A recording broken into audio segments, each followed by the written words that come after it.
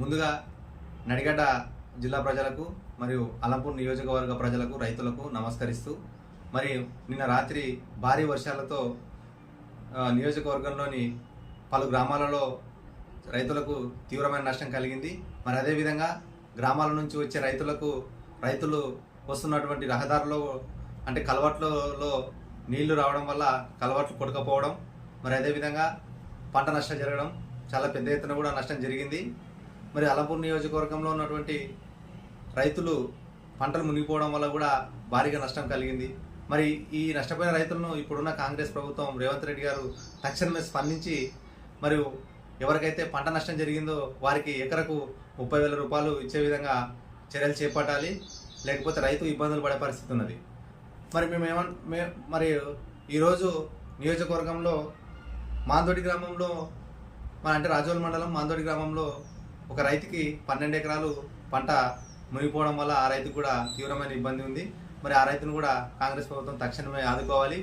అదేవిధంగా ఇటుకాల మండలంలో వాయిలాల గ్రామంలో కూడా చెరువులు నిండడం వల్ల మరియు అక్కడ ఉన్న రైతులకు కూడా పంట మునిగిపోవడం వల్ల వారికి కూడా నష్టం కలిగింది. వారిని కూడా తక్షణమే జిల్లాలో ఉన్నటువంటి రైతు యంత్రాంగం మరియు వ్యవసాయ అధికారులు తక్షణమే ఎక్కడైతే రైతులకు పంట నష్టం జరిగిందో వెంటనే లెక్కలు తీసుకొని ప్రభుత్వానికి అందించి ప్రభుత్వం త్వరగా నష్టపరిహారం వచ్చే విధంగా చర్యలు చేపట్టాలి.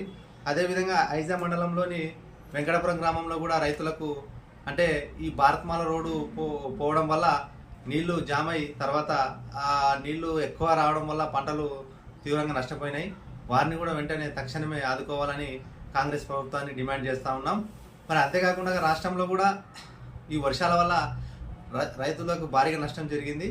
మరియు ఈ అకాల వర్షాలు రావడం వల్ల రైతుకు నష్టపోయినటువంటి పంటకు తక్షణమే నష్టపరిహారం చెల్లించే విధంగా కాంగ్రెస్ ప్రభుత్వం చర్యలు చేపట్టాలని డిమాండ్ చేస్తూ ఉన్నాం.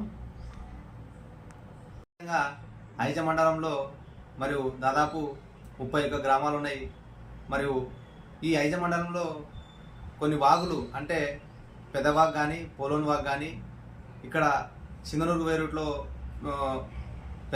తొద్దినొద్దుడి కాడ దగ్గర వాగు కానీ మరియు ఈ రకంగా వాగులు పొంగి పొరలడం వల్ల ప్రస్తుతం ఉన్న కలవట్లు కొట్టుకుపోయి ప్రజలకు రాకపోకలకు చాలా ఇబ్బంది అంతరాయం కలిగింది. మరియు అదేవిధంగా ఈ కర్నూలు ఐజ నుంచి కర్నూలు పోయే రూట్లో అంటే ఐజకు దగ్గరలో గవర్నమెంట్ కాలేజీ దాటిన తర్వాత వాగు ఆ పెద్దవాగు బ్రిడ్జి మొత్తం కొట్టుకుపోవడం వల్ల అసలు కర్నూలుకు పోవడానికి చాలా ఇబ్బందికరంగా పరిస్థితులు ఏర్పడినాయి. అది అంతర్రాష్ట్రాలకు సంబంధించినటువంటి బ్రిడ్జి, ఎందుకంటే ఇక్కడ రాయచూరుకు పోవచ్చు, ఇక్కడ కర్నూలుకు పోవచ్చు. కాబట్టి మరి అది చాలా అంటే నాసిరకంగా ఉంది, అది కూలిపోయే ప్రమాదం ఉంది.